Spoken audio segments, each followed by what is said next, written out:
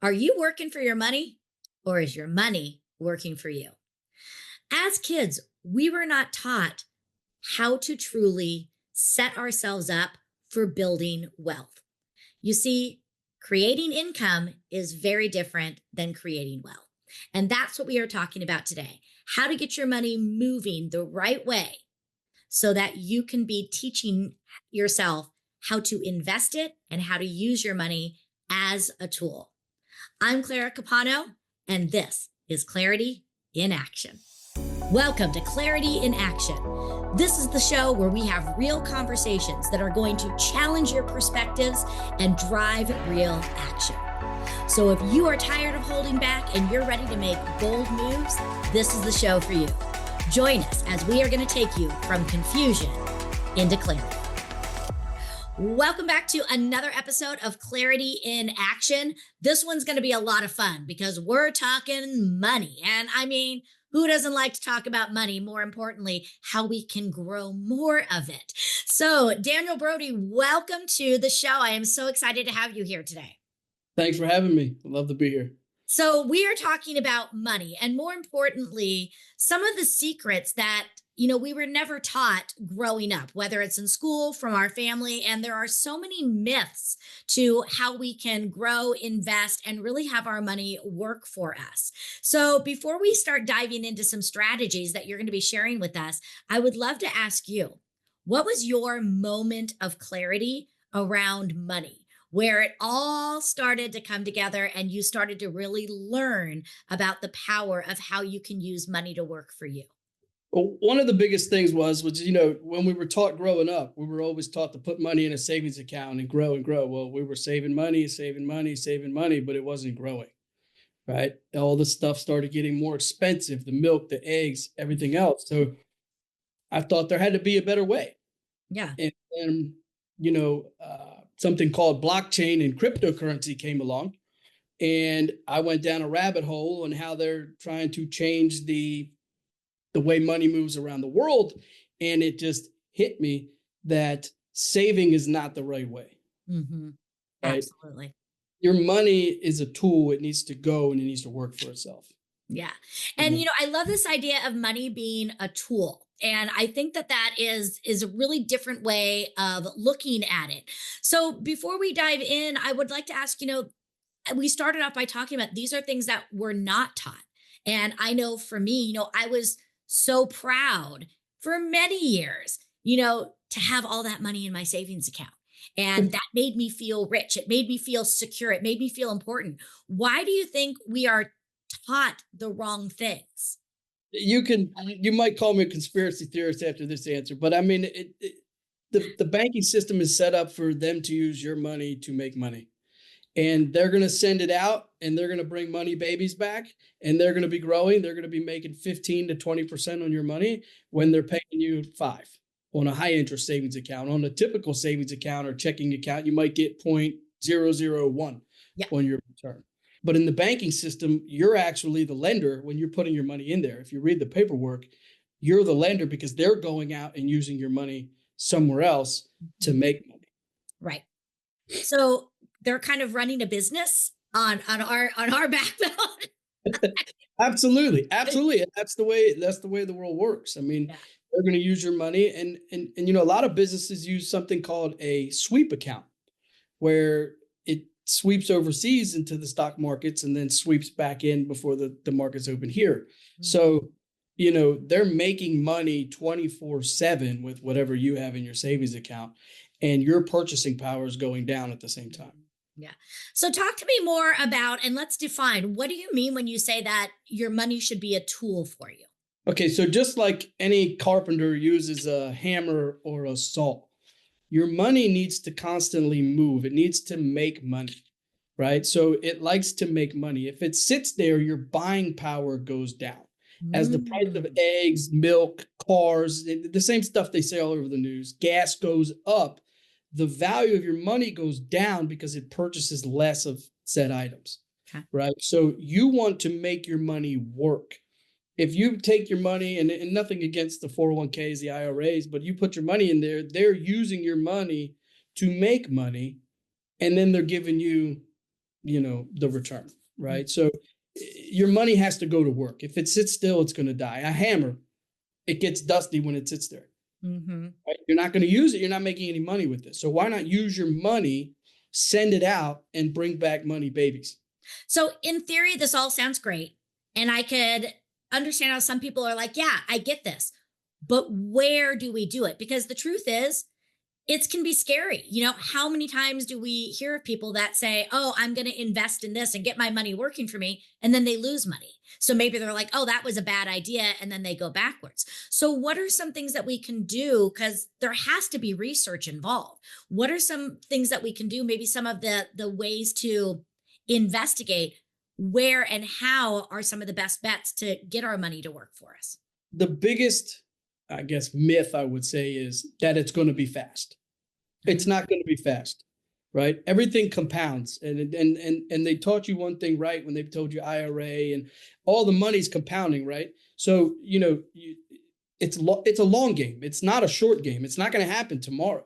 You're not just going to drop your money somewhere, 100,000 and bring back $1 million in 2 weeks. It's not going to happen. It very rarely happens. It's not going to happen. So you need to play the long game, and a lot of things. It's not how much money you made. It's about how much money you kept, right? Okay. So in the real estate world, yes, you make money from rentals. Yes, you make money from flipping. Yes, you make money, right? But the tax breaks that you get from owning the property long term, the depreciation, right? There's appreciation and depreciation that you can write off on your taxes. There's dividend paying stocks that you can buy, right? You gotta, it's like I tell my kids, right? My 9-year-old, I have him reading Rich Dad, Poor Dad. And it's the money, right? What's an asset? What's a liability? We're taught in this country that your personal house is an asset. Does it go up in value? Absolutely. But in my world, it's actually a liability, Right. because you're paying the mortgage. Correct. You're paying if something breaks, you're cutting the grass, you're maintaining it. So it's whether it's taking your time or your actual money, it's a liability. And this is my 9-year-old and my 7-year-old can recite this. Asset pays you money, liability gives you money.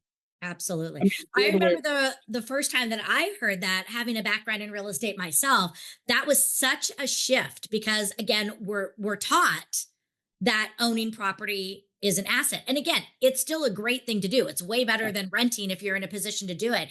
And there's another great book out there, and it's called I think like Stop Thinking Rich or Start Thinking Rich, and they talk about it, and their message is 80% of your assets should be income producing assets for exactly this reason.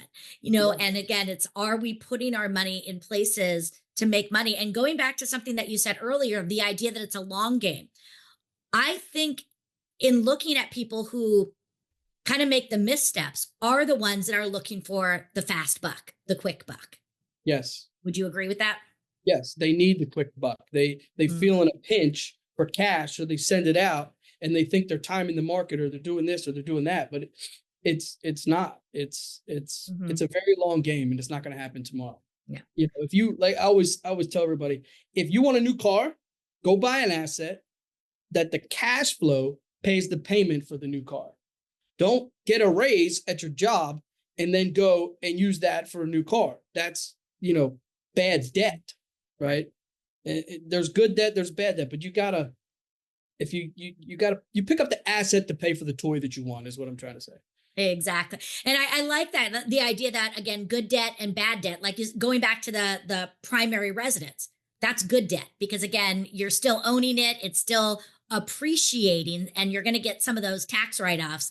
But so I would put that under good debt, but it's not an income producing asset. So looking at it, it's not always very easy. So, you mentioned real estate, you mentioned some dividend producing stocks.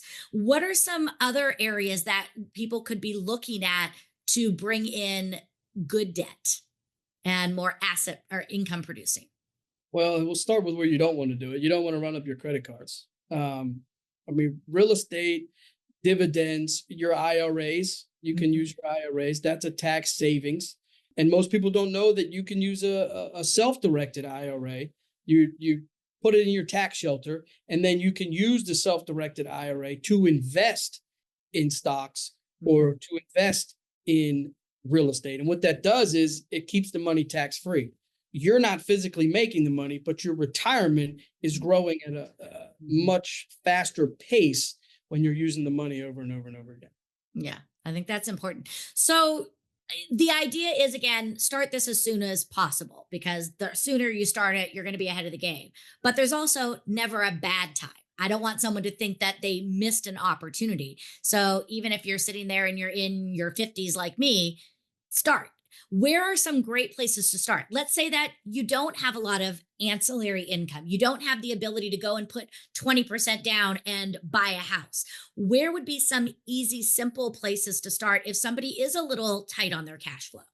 I would say start with the dividend paying stocks, the monthly dividend paying stocks, and you'll get. I mean, nowadays you can just pick up your phone and do it on an app, right? Do your research. The beginning point is always research, right? It's not going to be fast. It's going to be slow. If you've only got $5,000, you could do a lot with $5,000. I mean, there's communities you could join, and not to use the $5,000, but that can help you buy a house with $5,000. Yeah. Or buy, there's alternative ways to make money in real estate, for instance. But if you start with the dividend paying stocks, you just pick up your phone, pick up an app, and you go in and do your research on the company.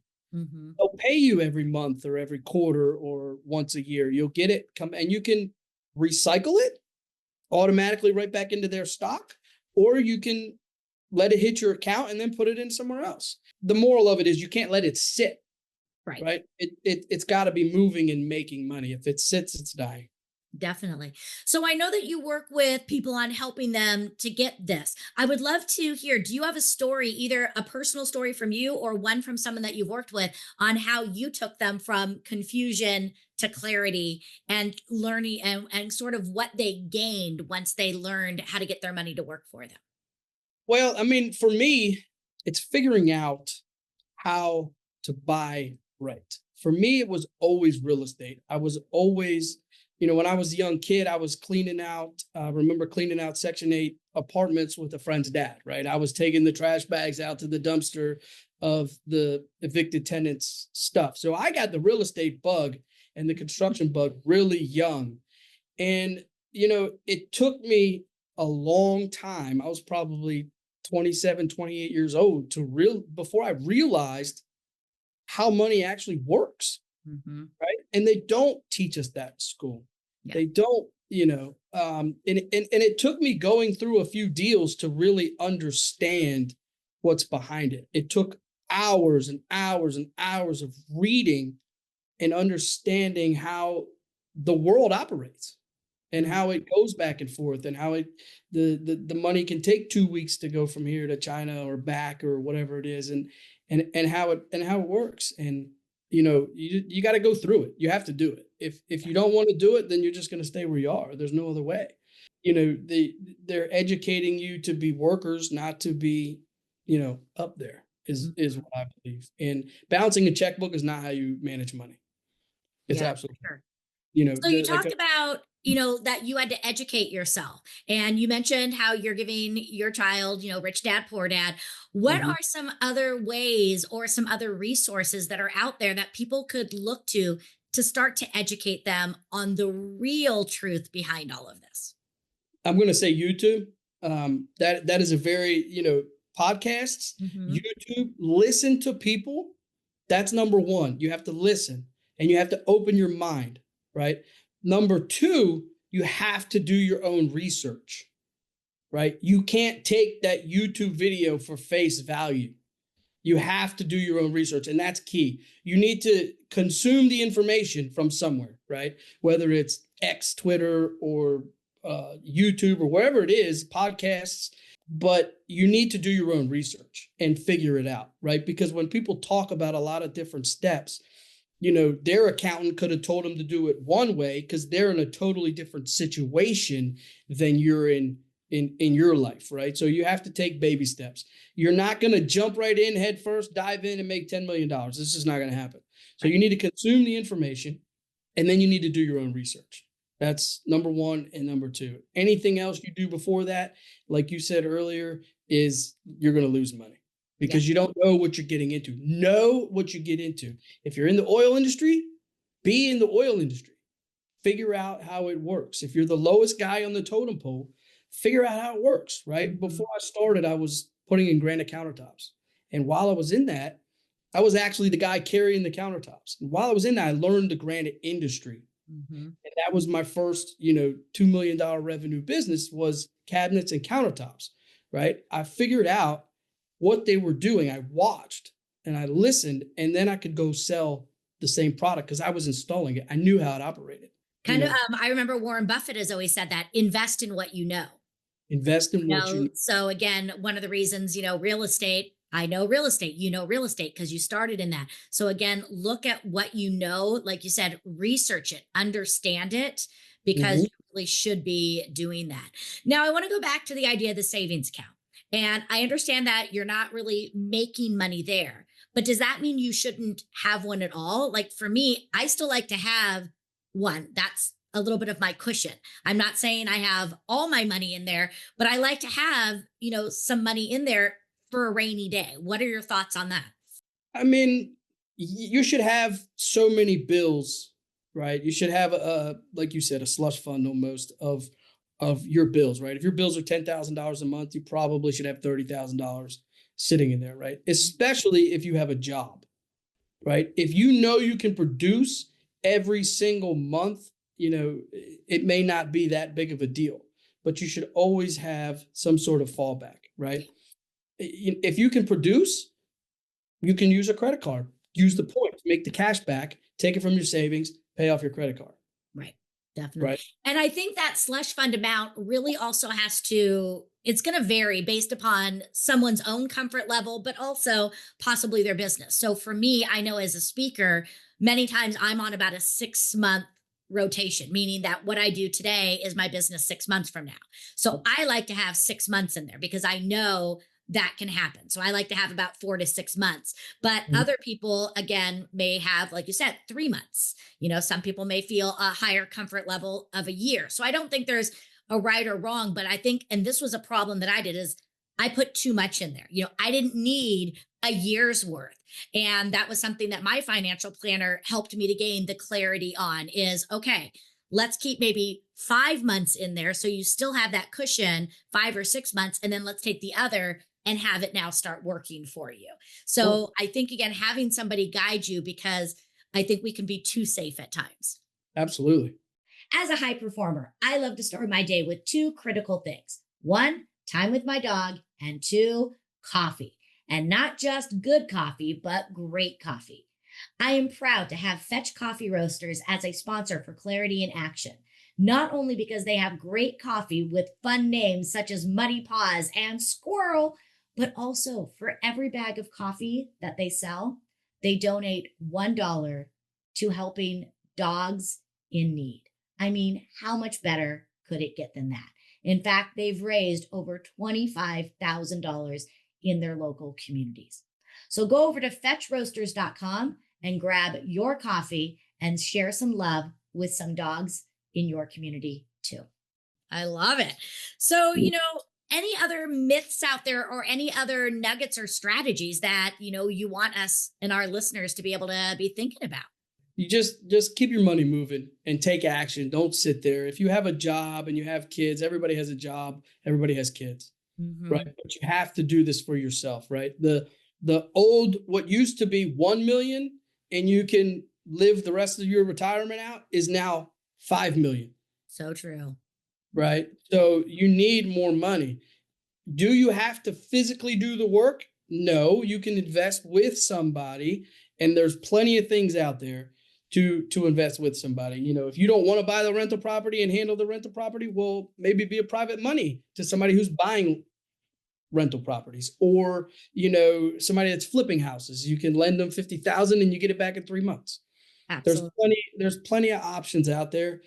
Just take action and multiply the money. Don't let it sit and die. Now, we talked about the idea of invest in what you know. Do you think that there's also a thought process that you should diversify a little bit too, though?